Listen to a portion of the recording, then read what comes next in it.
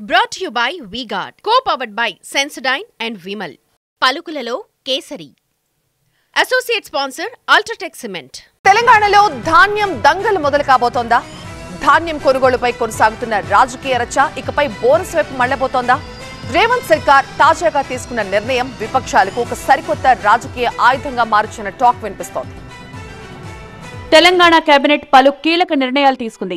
ధాన్యం కొనుగోళ్లు, అకాల వర్షాలకు తడిసిన ధాన్యానికి మద్దతు ధర, వడ్లకు 500 బోనస్ వంటి అంశాలపై మంత్రివర్గంలో నిర్ణయాలు తీసుకున్నారు.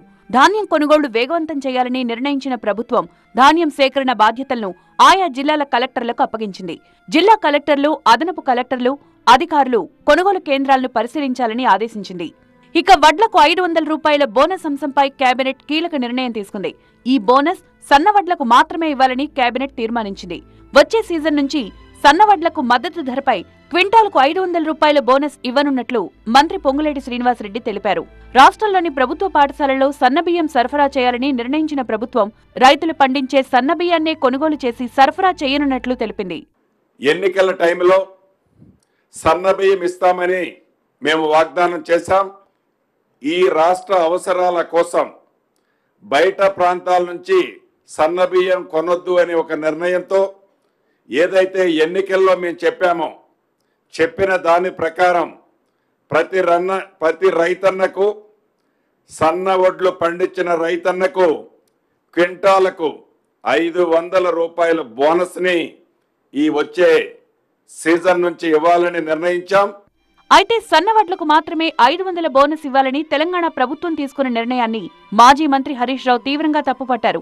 రైతులు తాము పండించిన పంటను అమ్మకానికి సిద్ధపడి బోనస్ కోసం ఎదురుచూస్తున్నారని అన్నారు. కానీ ప్రభుత్వం వారి ఆశలపై నీళ్లు చల్లిందని మండిపడ్డారు. రాష్ట్రంలో దాదాపు 90% దొడ్డు రకం వడ్లనే పండిస్తారని చెప్పారు. కేవలం సన్నవడ్లకే బోనస్ అని చెప్పడం రైతులను దగా చేయడమే అన్నారు. కాంగ్రెస్ బోనస్ పెద్ద బోగస్ అని విమర్శించారు. మీ మేనిఫెస్టోలో మీరు దొడ్డు వడ్లకు ఇయ్యమని చెప్పిండ్రా?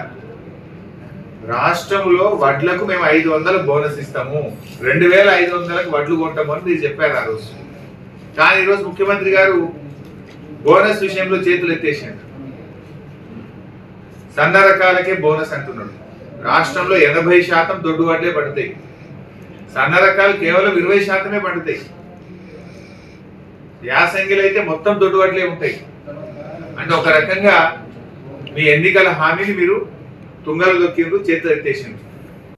ఇక కాళేశ్వరం ప్రాజెక్టులో భాగమైన మేడిగడ్డ బ్యారేజీ డ్యామేజీపై ఎన్డీఎస్ఏ ఇచ్చిన మధ్యంతర నివేదికపై కేబినెట్ భేటీలో చర్చించామని మంత్రి పొంగులేటి తెలిపారు.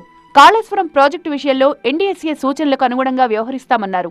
జూన్ 2న తెలంగాణ ఆవిర్భావ దినోత్సవం ఘనంగా నిర్వహించడంతో పాటు ఈ ఉత్సవాలకు కాంగ్రెస్ అగ్రనేత సోనియా గాంధీని ఆహ్వానించాలని నిర్ణయించినట్లు మంత్రి తెలిపారు.